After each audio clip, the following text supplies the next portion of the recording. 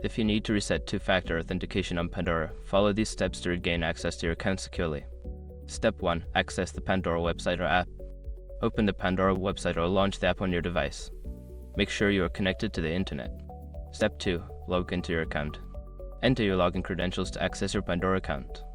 If you have trouble logging in due to two-factor authentication, look for the option to receive a verification code via email or SMS. Step 3. Go to Account Settings. Once logged in, navigate to the Account Settings. This is usually found in the Profile or Menu section of the app or website. Step 4. Locate two-factor authentication settings. In the Account Settings, find the section for Security or Two-Factor Authentication. Here, you should see options to manage your two-factor authentication settings. Step 5. Reset or disable two-factor authentication. Follow the prompts to reset or disable two-factor authentication.